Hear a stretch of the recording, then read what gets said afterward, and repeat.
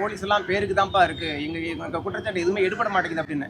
நீங்கள் கிராமப்புற பகுதியில் தயவு பண்ணி போங்க. இன்றைக்கி நகர பகுதியில் 1000 ரோந்து வர்ற போலீஸ் கிராம பகுதியில் எங்கிட்டாச்சும் எட்டி பார்க்குதா? எட்டி பார்க்கறதே கிடையாது. ஒரு வீடியோ கேட்குறாரு, நீ கம்ப்ளைண்ட் பண்ணு, நான் நடவடிக்கை எடுக்கிறேன்னா அவர் பண்ணலை. அப்போ பண்ணினாலுமே நடவடிக்கை எடுக்காதப்போ, பண்ணாதப்போ எந்த போலீஸ் தேடி வரும்? இன்னொன்று, ஒரு கம்ப்ளைண்ட் பண்ணிவிட்டு நீங்கள் அந்த ஊரில் இருந்துட முடியுமா? போலீஸ் ஸ்டேஷன் போயிட்டு அதுக்கப்புறம் அந்த ஊரில் நீங்கள் இருந்துட முடியுமாங்கிறது இருக்குது. இன்னொன்று, அதனால தான் சொல்கிற தோப்புக்குடிகளோட வாழ்க்கை, பிற நிலத்தை சார்ந்து வாழ்கிற வாழ்க்கைங்கிறது நம்ம மனசில் பட்டதெல்லாம் செய்ய முடியாது. இல்லை அதுதான் தனபால் சாருக்கு அந்த மாதிரியெல்லாம் இல்லை தனபால் சாருக்கு அந்த மாதிரிலாம் கொடுமை நடந்ததுனால தான் அவர் சபாநாயகர் ஆக்கப்பட்டார். அவருக்கு உரிய மரியாதை கொடுக்கணும், ஒரு முதலமைச்சரே அவங்கள பார்த்தாலும் கும்பிடணும் அப்படிங்கிறதுக்காண்டி தனபால் சாரை சபாநாயகர் ஆக்கினாங்க. எல்லோருக்கும் வணக்கம்.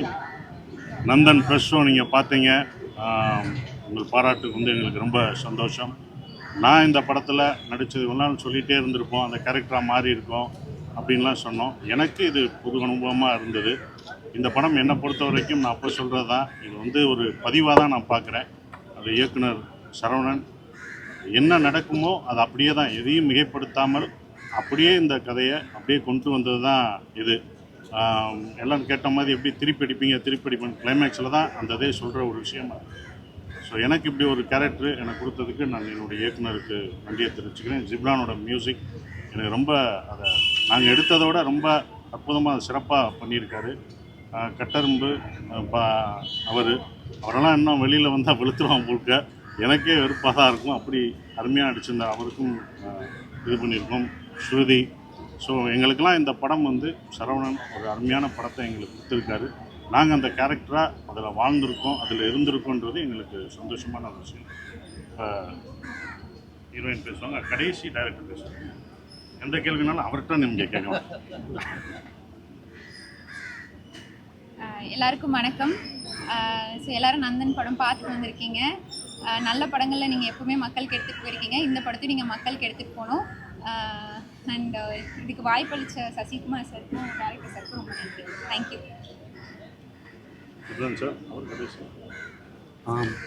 இப்போ எல்லாம் படம் பார்த்துட்டு ஒரு எக்ஸாம் ரிசல்ட் மாதிரி தான் வெயிட் பண்ணிட்டு இருந்தோம். பட் எக்ஸாக்டாக நாங்கள் நினச்ச இடத்துல நினச்ச மாதிரி ரியாக்ஷன்ஸ் வருது. அதுக்கு உங்களுக்கு தான் நன்றி சொல்லணும். ஆனால் இந்த படம் நீங்கள் இப்போ எடுத்துகிட்டு போய் எல்லாருக்கிட்டையும் சொல்லணும், அது எங்களுக்கு ரொம்ப முக்கியம். And thanks. அண்ட் சரவணனுக்கு கண்டிப்பாக அவரோட என்ன சொல்ல நம்பிக்கை எனக்கு சில இடத்துல ரொம்ப ஃப்ரீயாக மியூசிக் இப்படிலாம் இருக்கலாம் அப்படின்னு கொஞ்சம் ஃப்ரீயாக விட்டார். அதுக்கு நான் ரொம்ப ரொம்ப thanks to him. And Sasi sir, thanks lot sir. Okay, ரொம்ப ஹாப்பியாக இருக்குது. ஓகே, உங்கள் கையில் தான் இருக்குது. இப்போ நெக்ஸ்ட்டு ஸ்ப்ரெட் பண்ணுங்கள். தேங்க்யூ. எல்லாருக்கும் வணக்கம். உண்மையிலேயே ஒரு நல்ல விஷயத்துக்கு நம்ம உள்ளே வந்திருக்கோம் அப்படிங்கிற ஒரு சந்தோஷமாக இருக்குது. அந்த படத்தை ஒரு வாழ்வியலாக மக்களுக்கு கனெக்ட் ஆகிற மாதிரி எடுத்திருக்காங்க. நிறைய இடத்துல நடந்துக்கிட்டு இருக்குது. என்னுடைய வழி இது நான் பார்த்துருக்கேன்னு சார் சொன்னாங்க நிறைய தடவை ஷூட்டிங் ஸ்பாட்டில். எப்போ தான் தெரிஞ்சு இந்த விஷயங்கள்லாம் நடந்துக்கிட்டு இருக்கு அப்படின்னு. உண்மையிலேயே நல்ல விஷயத்த பதிவு பண்ணியிருக்காங்க. நீங்கள் தான் கொண்டு போய் சேர்க்கணும். இந்த படத்தில் எனக்கு வாய்ப்பு கிடைச்சதுக்கு இரா சரவணன் சார் எனக்கு ரொம்ப ஒரு பெரிய வாய்ப்பு கொடுத்துருக்காங்க. அது சசிகுமார் சார், அவருக்கு ரொம்ப நன்றி தெரிவிச்சுக்கிறேன். கண்டிப்பாக நல்ல படத்தை எப்போவுமே நீங்கள் ஆதரிப்பீங்க. இந்த படத்தையும் ஆதரிக்க வைக்கணும், கொண்டு போய் நீங்கள் சேர்க்கணும். அதை மட்டும் நான் கேட்டுக்கிறேன். ரொம்ப நன்றி, சந்தோஷம். எல்லாருக்கும் வணக்கம். நேரம் ஒதுக்கி பார்த்த பத்திரிகையாளர்கள் அத்தனை பேருக்கு வணக்கம். நான் சினிமாவை பெரிய ஊடகமாக தான் பார்க்குறேன், வலிமையான ஊடகமாக, பெரிய ஊடகமாக பார்க்குறேன். அதனால தான் என் மனசில் பட்ட பல காலமாக என்னை துரத்தில் ஒரு விஷயத்தை படமாக்கியிருக்கேன். அது எந்த இடத்துலையும் பிரச்சாரமாகவோ பரப்புரையாகவோ இல்லாத மாதிரி ஒரு கதையாக அதை உருவகம் பண்ணி அதில் சசிகுமார் சார் மாதிரியான ஆட்களை கொண்டு உங்களுக்கு பிடிச்ச ஒரு ஜனரஞ்சக படைப்பாக தான் கொடுத்துருக்கேன். ஆனால் அதே நேரம் ஒரு குண்டாட்டமான கலகலப்பான வாழ்வியல் படமாக இருந்தால் கூட இது உணர்த்துகிற வழி ரொம்ப பெரிய வழியாக இருக்கும். இதில் நான் பல பேருடைய வாழ்க்கையை ஒரு கேரக்டரில் கொண்டு வந்திருக்கேன். அதை நீங்கள் அத்தனை பேரும் உணர்ந்து, நான் எந்த இடத்துல கைத்தட்டுவீங்கன்னு நினச்சிங்களோ அந்த இடத்துல நீங்கள் கைத்தட்டினீங்க, எந்த இடத்துல நீங்கள் கண் கழுவீங்கன்னு நினச்சிங்களோ அந்த இடத்துல கண் கலங்குனீங்க. அதுதான் ஒரு படைப்பாளர் தன்னுடைய படைப்பை சரியாக எடுத்திருக்காங்கிறதுக்கான சாட்சி. இதுக்கு மிகப்பெரிய உதவியாக தன்னையே ஒப்படைச்ச சசிகுமார் சாருக்கு நான் எந்த வார்த்தையில் நன்றி சொன்னாலும் ஈடாகாது. ஏன்னா அவர் இந்த படத்துக்காக ஒரு நடிகனாக மட்டும் இல்லை, எங்கள் குழுவை சேர்ந்த ஒருத்தராகவே அவர் மாறி அவ்வளோ கஷ்டப்பட்டார், அவ்வளோ அர்ப்பணிப்பாக நடந்துக்கிட்டார். எந்த வார்த்தையில் நன்றி சொன்னாலும் ஈடாகாது. முக்கிய பாத்திரமாக நடித்த சுருதி பெரியசாமி, பாலாஜி சிக்வல் சப்ஜெக்டை எல்லாருக்கும் ரொம்ப நன்றி சொல்லிக்கிறேன். ஸ்டாலின் உள்ளிட்டவங்களுக்கு நன்றி சொல்லிக்கிறேன். இந்த படத்தை இந்த அளவுக்கு மாற்றினது ஜிப்ரான் சாரோட மியூசிக் தான். நான் ஆரம்பத்துலேருந்தே சொல்லிட்டு இருக்கேன், நான் எடுத்த படத்தை எனக்கே அவ்வளோ வியப்பாக காட்டினவர். இப்படிப்பட்ட ஒரு கூட்டு உழைப்பில், குறிப்பாக என்னுடைய இணை இயக்குனர் குரு உள்ளிட்டவங்க, ஒளிப்பதிவாளர் சரண் உள்ளிட்டவங்களோட கூட்டு முயற்சியில் இந்த படம் உங்கள் எல்லாருக்கும் பிடிச்ச படமாக வந்திருக்குன்னு நான் நம்புகிறேன். இது உணர்த்துகிற வழியை, இது உணர்த்துகிற பிரச்சனையை நீங்கள் எல்லாரும் கடைக்கோடி மக்கள் வரைக்கும் கொண்டு போய் சேர்ப்பீங்கிற நம்பிக்கை எனக்கு பெருசாக இருக்குது. ரொம்ப நன்றி. இதில் ஷார்ட்டில் வந்து பார்த்தீங்கன்னா நண்பர் வந்து உள்ளே உட்காரும்போது பேக் வந்து முதல் ஒரு ஸ்டாலினுடைய ஃபோட்டோ இருக்கும். இப்போ கரண்ட்டில் நடந்துட்டு இருக்குன்னு சொல்ல வரீங்களா, இல்லை இது முடிஞ்சிருச்சு இப்போ நல்லாச்சு கொடுத்துட்டு தான் சொல்ல வரீங்களா? அப்படிலாம் இல்லை. பின்னால் உள்ள தேதியை பார்த்தீங்கன்னா கூட தெரியும். 24வது வருஷம் நான் காமிச்சிருப்பேன். அப்போ இந்த வருஷம் ஒரு வீடியோ ஆஃபீஸை காட்டணும்னா இந்த வருஷத்தில் யார் முதலமைச்சராக இருக்காங்களோ அவங்களோட ஃபோட்டோ தான் காட்ட முடியும். இந்த வருஷத்தில் வேறு யார் இருந்தாலும் அவங்களுடைய ஃபோட்டோ தான் வந்திருக்கும். அதனால் ஸ்டாலின் சார் ஃபோட்டோ காட்டினதுக்கு உள்ளர்த்தம்னு ஒன்று கிடையாது. இப்போவும் நடக்குதுங்கிறது தான் நான் கடைசியில் பல பிரசிடென்ட்கள் பேசுகிறத நான் காமிச்சேன். என்னங்க, எல்லா ஆட்சியிலையும் நடக்கிறது தான் பிரச்சனையாக இருக்குது. இந்த ஆட்சி இல்லை, எல்லா ஆட்சியிலையும் காலாகாலமாக நடந்துக்கிட்டே இருக்குங்கிற ஆதங்கத்தில் தான் அந்த படமே பண்ண முடிவெடுத்தோம். அதாவது பர்டிகுலராக இந்த ஆட்சி அந்த ஆட்சியை சுட்டி காட்டுறது இல்லை. எந்த ஆட்சி வந்தாலும் எந்த மாற்றமும் வரல. எல்லா ஆட்சியிலையும் இந்த அவலம் தொடருங்கிறது தாங்க முடியாத வேதனையாக இருக்குது. எந்த ஆட்சி வந்தாலும் தொடருதுன்னு சொன்னீங்க. அதனால தான் சீமானை கூப்பிட்டு கெஸ்ட்டாக வர வச்சுருக்கீங்களா? அடுத்தது நீங்கள் வந்து சரியாக செய்வீங்கன்னு அப்படி, அதாவது மாற்றுங்கிறது இல்லை, மாற்றுங்கிறது எந்த பக்கம் வந்தாலும் அதை நம்ம நம்பலாம். ஏன்னா அவங்க இன்னும் ஆட்சி கட்டில் உட்காரல, அவங்க எப்பேற்பட்ட ஆட்சியை பண்ணுவாங்கன்னு நமக்கு தெரியாது. இப்போ வரைக்கும் அவங்க பொதுக்கூட்டங்களில் பேசுகிறத நம்ம வந்து ஒரு நம்பகமாக நினைக்கலாம். ஆனால் நான் அவரை பர்டிகுலராக நான் கூப்பிட்டு நினைக்காதீங்க. நான் வந்து பல பேருக்கு இந்த படத்தை போட்டு காமிச்சேன். அதில் அவருக்கு அந்த படம் ரொம்ப பிடிச்சிருந்துச்சு. ஆனால் எந்த ஆட்சியும் நீங்கள் சொன்னீங்க, இந்த ஆட்சி அந்த ஆட்சி இந்த ஆட்சி சொன்னீங்க. ஆனால் வந்து நீங்கள் வந்து படத்தில் ஃபுல்லாக தாக்குனது ஃபுல்லாகவே ஏடிஎம்கே தான் தாக்கியிருக்கீங்க. காலில் விழுந்து அதெல்லாம் நீங்கள் வந்து சென்சாராக என்ன சொன்னாங்க இருக்குது? காலில் நக்கிங் போகிற விஷயம்லாம் போட்டுருக்கீங்க. அது நீங்கள் ஒரு பத்திரிகையாகவே பார்த்துருப்பீங்க. ஆனால் வந்து நம்ம ஒரு படத்தில் எடுக்கும்போது பண்ணலாமா? இல்லை, திமுகவுக்கு எதிராக இதில் இல்லை, எதுவும் சீன் இல்லைங்கிறீங்களா? இல்லை, அதிமுகவுக்கு எதிராக சீன் இருக்குங்கிறீங்க. நான் கேட்குற கேள்வினா திமுகவுக்கு எதிராக இதில் காட்சி இருக்கா இல்லையா? நீங்கள் நாசுக்கான ஒரு பஞ்சு நாசுக்கான பொலேர்னு சொல்லியிருக்கேங்க. திமுகவுக்கு எதிராக நான் பொலேர்னு சொல்லியிருக்கேன். ஒரு கட்சியும் இல்லை. நீங்கள் பார்த்தீங்கன்னா நாம் தமிழர் சீமானையும் நான் பின்னடிக்க தான் செஞ்சுருக்கேன்.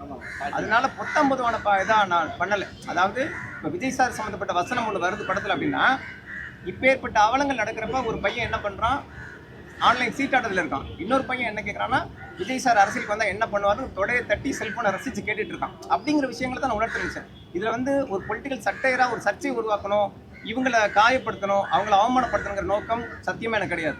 ஆனால் நம்மளை சுற்றி நடக்கிற அரசியல் இருக்குல்ல, அப்பேற்பட்ட அரசியல் நடக்கிறப்ப நம்மளுடைய சிந்தனையை எந்த பக்கம் போக விட்டுட்டு இருக்கோம் இருக்குல்ல, அதை சுற்றி காட்ட தான் எடுத்தேன். மற்றபடி அதிமுக மேலே எனக்கு அப்படிலாம் கிடையாதுங்க. அப்படி பார்த்தீங்கன்னா ஜெயலலிதாவின் உயிர் தோழி சின்னம்மா அவர்கள் எனக்கு நல்ல நண்பர். பல இடங்களில் அவங்களும் தான் அதில் வந்து கொஞ்சம் அந்த அரசியலையும் நான் சொல்லியிருக்கேன். அதனால சொல்கிறேன், பாரபட்சம் பார்க்கல. பர்டிகுலராக அவங்களை தாக்கணும் அப்படிங்கிறது உள்நோக்கம் கண்டிப்பாக கிடையாது. ஒரு கதை சொல்லும் போது சார், அவருக்கு ஒரு பெரிய ஹீரோ, அவர் வந்து ஒரு நிர்வாணமாக ஒரு விஷயம் நீங்கள் சொல்லியிருப்பீங்க. அவர் எப்படி ஒத்துக்கினார்? இல்லை, நான் அவருக்கு ஒத்துக்கல தான் ஃபஸ்ட்டுனா இதுக்கு இல்லை. அவர் வந்து அழுக்கான ட்ரெஸ் போடவே ஒத்துக்கல. நான் தான் பிரசிடென்ட் ஆகிட்டேன்ல, பிரசிடென்ட் ஆகிறதுக்கு முன்னால் வரைக்கும் ஓகே, பிரசிடென்ட் ஆனதுக்கு அப்புறம் எனக்கு எதுக்கு அழுக்கு சட்டை கொடுக்குற அப்படின்னு தான் கேட்டார். அப்போ தான் பல பிரசிடென்ட்டுகளை நான் அவர் காமிச்சேன். அதாவது ஷூட்டிங் ஸ்பாட்டுக்கு வந்த பிரசிடென்ட்லாம் இங்கே பாருங்கள் சார், அந்த நிற்கிறார் பாருங்கள் அந்த கார்னரில், பரவாயில்ல நானும் உங்களுக்கு அழுக்கு சட்டை கொடுத்துருக்கேன். அந்த மக்கள் அவருக்கு இன்னும் சட்டையே கொடுக்கல, சட்டையே போடாமல் ஒரு பிரசிடென்ட் நின்றுட்டு இருந்தார், ஒரு தலித் பிரசிடென்ட். அதை நான் காமிச்ச ஸ்பாட்டில் சாருக்கு. அந்த மாதிரி ஒவ்வொருத்தர் அடைஞ்ச துயரங்களையும், ஒவ்வொரு பிரசிடென்ட்டுக்கு ஏற்பட்ட பிரச்சனைகளையும், இந்த மாதிரி ஆதிக்க வெறியில் உள்ளவங்க என்னெல்லாம் செய்கிறாங்கங்கிறதையும் ஷூட்டிங் முடிய அவர் சொல்லிகிட்டே இருப்பேன். அவர் மனசுக்குள்ளே நான் கடத்தினேன்னா தான் அவருடைய உடல் வெளிப்பாடாக நான் கொண்டு வர முடியும். அப்படி இருக்கிறப்போ அந்த நிர்வாண காட்சிக்கு அவர் ஒத்துக்கிட்டார். நிர்வாண காட்சிக்கு ஒத்துக்கிட்டார். நீங்கள் சொன்னீங்க ஒரு கழிவறையில் பிடிச்சி தள்ளுவாங்க, அது உண்மையான கழிவறை, பொதுமக்கள் பயன்படுத்துகிற கழிவறை. அந்த கழிவறையில் பிடிச்சி தரப்போ செட்டு போட்டதெல்லாம் எதுவுமே கிடையாது. இந்த மக்கள் இந்த பிரச்சனை அனுபவிக்கிறான்னு சொல்லிட்டு அதே பாத்ரூமில் என்னை பிடிச்சி தள்ளட்டும் அப்படிங்கிற அளவுக்கு அவர் அர்ப்பணிப்பாக மாறி இருந்தார். சார் ஒரே ஒன்று தான், ஒரு சமூகத்தை தூக்கி பிடிக்க மற்ற சமூகங்களை மட்டம் தட்டாமல் உங்களால் படம் எடுக்க முடியாது. எங்கே மட்டம் தட்டி இருக்கேன், எந்த இடத்துல மட்டம் தட்டி இருக்கேன்? சமூகம் நீங்கள் சொல்லலை, ஆனால் வந்து ஒரு சமூகத்தை தூக்கி பிடிக்கிறீங்க, மற்ற சமூகங்களை தூக்கி பிடிக்கிற சமூகம்னு சொல்லாமலே எங்கே தூக்கி பிடிக்கிறேன்? ஒரு சமூகத்தை தூக்கி பிடிக்கிறேங்கிறீங்களா? எங்கே தூக்கி பிடிக்கிறேன்னா? இல்லை சார், எந்த சமுதாயத்தையும் தூக்கியும் பிடிக்கல, இறக்கியும் பிடிக்கல. என்ன சார் இன்னைக்கு வந்து பதவியில் இருக்கிறவங்க இவங்க பதவியை வந்து அவங்க இருந்து பிடிக்கிட்டு அந்த பதவி வந்து அடுத்தவங்க அனுபவிக்கிறாங்கன்னு காட்டிருக்கீங்களா? எங்க நடக்குதா? எங்க நடக்குது? நடக்கிற பிரசிடென்ட்கள் தான் வரிசையை அடிக்கிறேன். அவங்க எல்லாம் இன்னைக்கு கரண்ட் பிரசிடென்ட்ங்க, இன்னைக்கு சிட்டிங் பிரசிடென்ட். அவங்க அந்த ஊரு பேரு மாவட்டம் வரைக்கும் போட்டிருக்கேன். அந்த மாதிரி இல்ல, நான் காமிச்சது 6 பிரசிடென்ட். 150% காட்ட நான் ரெடியாக இருக்கேன். அதனால தான் உங்கள்கிட்ட முகப்பிலே போட்டேன். இப்பேற்பட்ட அவலம் இந்த காலத்துலேயும் நடக்குதா நீங்கள் கேட்டிங்கன்னா உங்களை கையை பிடிச்சி அடிச்சு போய் காட்ட தயார்னு போட்டது சும்மா வார்த்தைக்கான போர்டு கிடையாது. இல்ல சார், இப்ப படங்களுக்காக பல பேர் இப்படி பண்றாங்க. என்னங்க? யாரையா ஒருத்தவங்க மட்டம் தட்டிட்டு யாரையா ஒருத்தன் தூக்கி பிடிச்ச படம் பண்றாங்க. சரி. நீங்க நிறைய படங்கள் ஒரு 5 வருஷ காலமா அப்படிதான் வருது. அந்த வரிசையிலே நீ தயவு பண்ணி கட்டமைக்காதீங்க நான் கேட்டுக்கிறேன். நிச்சயமா அது நோக்கம் கிடையாது. பாக்குறப்ப அத மாதிரி தாக்கத்தை ஏற்படுத்துற மாதிரி தான் இருக்கு. நிச்சயமா கிடையாதுண்ணே. அப்படி ஒரு உள்ளர்த்தம் நீங்க கற்பிச்சீங்கன்னா அதுக்கு நான் என்ன பதில் சொல்லணும்னு தெரியல. கரெக்டாக ஒரு சீனில் வந்து ஒரு சுதந்திர கொடி ஏற்கிறதுக்காக ஃப்ளாக் ஏற்றுறதுக்காக போய் நிற்பார். ஆக்சுவலாக அது உண்மையாக போன இதில் நடந்தது, இண்டிபெண்டன்ஸ் நடந்தது, இந்த ஆட்சியிலே நடந்துட்டு இருந்துச்சு. அதில் இன்னொரு அவலம் வந்தது, அதையும் சுட்டி காட்டல. என்ன அவலம்? டாஸ்மாக் உடைய வருமானம் அதிகமாக வந்ததுனால அவங்களுக்குலாம் அவார்டு கொடுத்தாங்களே, அதே சுதந்திரம் இல்ல அப்படி சொல்லணும்னா நிறைய பிரச்சனையை சொல்லலாங்க. நான் அதாவது குறிப்பிட்ட ஒரு விஷயத்த இதே ஒரு பண்ணு இவரு டைரக்ட் பண்ணி பண்ணு. சமுதாய உயர்வு தாழ்வு படங்கள் நிறைய வந்திருக்கு. சமுதாய உயர்வு தாழ்வை குறித்து நிறைய படங்கள் வந்திருக்கு. ஆனா அதிகாரத்தில் இருக்கக்கூடியவும் அங்க அடக்கப்படுறாங்கன்றத ஒரு கிட்டிக்கான ஒரு விஷயத்தை நீங்க கையில் எடுத்து பண்ணிருக்கீங்க. எப்படி தோணுச்சு? இல்ல நான் என்ன சொன்னா, ஒரு இடஒதுக்கீடுங்கிறது எதுக்குங்க? இந்த மாதிரியான பிரச்சனைகள் இருக்கு. இந்த மாதிரி பிரச்சனைகள்லேருந்து ஒரு சமுதாயத்தை விடுவிக்கணும், மேலே கொண்டு வரணுங்கிற எண்ணத்துல ஒரு ரிசர்வேஷன் கொடுக்குறாங்க. ஆனா அப்படி கொடுத்தா கூட அந்த இடஒதுக்கீடு கூட இங்க போலியாக்கப்பட்டிருக்கு. அதிகாரத்துக்கு வந்தும் நம்ம மிதிக்கப்படுறோம் அப்படிங்கிறதுனா அது அந்த இடஒதுக்கீடு அரசியலையே கேவலப்படுத்துற மாதிரி, பேருக்காக இயங்குற மாதிரி, அதை சுட்டி காட்டுறது நமக்கு. மற்றபடி ஜாதி அரசியலை நான் கொண்டு வரவே கிடையாதுங்க. ஒரு இடஒதுக்கீடுங்கிறது ஒரு பஞ்சாயத்து சட்டத்தில் எப்பேற்பட்ட முக்கியமான ஒரு விஷயம், ஒருத்தனை கைதூக்கி ஒரு விஷயம். ஆனால் அது பேரளவுக்கு மட்டும் இருக்கு. இத்தனை வருஷ காலத்தில் அது எந்த முன்னேற்றத்தையும் கொடுக்கல அப்படின்னா அது நிச்சயமா இவ்வளவு பெரிய பரப்புரையா சொல்ல வேண்டிய விஷயம் நான் நினைக்கிறேன். எதை போல மாற்றங்கள் ஏற்பட்டா இதெல்லாம் மாறும் நினைக்கிறேன். என்னங்க? சமுதாயத்தை எதை போல மாற்றங்கள் முதல்ல இல்லை ஆட்சிக்கு வந்தவங்க, ஆட்சிக்கு வந்திருக்கிறவங்க அதுக்கான மாற்றத்தை செய்யணும். இப்போ நான் சொல்றது என்னன்னா, மொத்த தமிழ்நாட்டில் தலித் பஞ்சாயத்து தலைவர்கள் அதிகபட்சம் எவ்வளோ பேர் இருக்க போகிறாங்க? ஒரு 200 பேர் இருப்பாங்களா? ஒரு மாவட்டத்துக்கு 15-20 பேர் இருப்பாங்களா?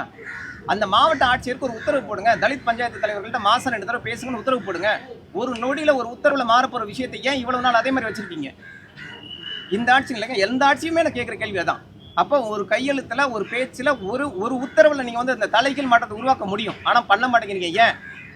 அதை நான் படத்தில் ஆவேசமாக கேட்கல, நீங்கள் கேட்கறதுனால நான் பதில் சொல்கிறோம். ஏன்னா படத்துல வன்முறை நிறைய இருக்கு, சரிங்களா? ஆனா ஒரு போலீஸை கூட இல்லை காட்டவே இல்லை. இன்னொரு காரணமா ஃபிக்ஸ் பண்ணீங்களா இல்லை காட்டக்கூட ஒரு இல்லைங்க, போலீஸை நோக்கி போகிறப்ப அதில் தான் கடைசியாக ஒரு அம்மா பேசுவாங்க, போலீஸ் எல்லாம் பேருக்கு தான்ப்பா இருக்கு, எங்கள் குற்றச்சாட்டு எதுவுமே எடுபட மாட்டேங்குது அப்படின்னு. நீங்கள் கிராமப்புற பகுதியில் தயவு பண்ணி போங்க. இன்னைக்கு நகர பகுதியில் 1000 ரோந்து வர்ற போலீஸ் கிராம பகுதியில் எங்கிட்டாச்சும் எட்டி பார்க்குறதே கிடையாது. ஒரு வீடியோ கேட்குறாரு, நீ கம்ப்ளைண்ட் பண்ணு, நான் நடவடிக்கை எடுக்கிறேன்னா அவர் பண்ணலை. அப்போ பண்ணினாலுமே நடவடிக்கை எடுக்காதப்போ, பண்ணாதப்போ எந்த போலீஸ் தேடி வரும்? இன்னொன்று, ஒரு கம்ப்ளைண்ட் பண்ணிட்டு நீங்கள் அந்த ஊரில் இருந்துட முடியுமா? போலீஸ் ஸ்டேஷன் போயிட்டு அதுக்கப்புறம் அந்த ஊரில் நீங்கள் இருந்துட முடியுமாங்கிறது இருக்குது. இன்னொன்று, அதனால தான் சொல்கிறேன், தோப்புக்குடிகளோட வாழ்க்கை, பிற நிலத்தை சார்ந்து வாழ்கிற வாழ்க்கைங்கிறது நம்ம மனசில் பட்டதெல்லாம் செய்ய முடியாது. இப்போ நான் துணிஞ்சு வெளில போனோன்னா எங்கள் அப்பா என்னை கை பிடிச்சி இழுத்துருவார், வீட்டில் உட்காருன்னு சொல்லிடுவார். அதனால தான் அதுப்பட்ட காட்சியில் நான் வைக்கல. ஊராட்சி மன்ற தலைவருக்கே தெரிஞ்சீங்க, போன ஆட்சி சபாநாயகர் அந்த குடும்பம் நடந்ததில்ல தனபாலுக்கு கொடுமை. அவருடைய ஃபங்க்ஷன் வச்சு அவர் சாப்பாடு கூட அவங்க மினிஸ்டர் சாப்பிடல. அதுதான் தனபால் சாருக்கு அந்த மாதிரியெல்லாம் இல்லை, தனபால் சாருக்கு அந்த மாதிரிலாம் கொடுமை நடந்ததுனால தான் அவர் சபாநாயகர் ஆக்கப்பட்டார். அவருக்கு உரிய மரியாதை கொடுக்கணும், ஒரு முதலமைச்சரே அவங்கள பார்த்தாலும் கும்பிடணும் அப்படிங்கிறதுக்காண்டி தனபால் சாரை சபாநாயகர் ஆக்கினாங்க. நன்றி, எல்லாருக்கும் நன்றி.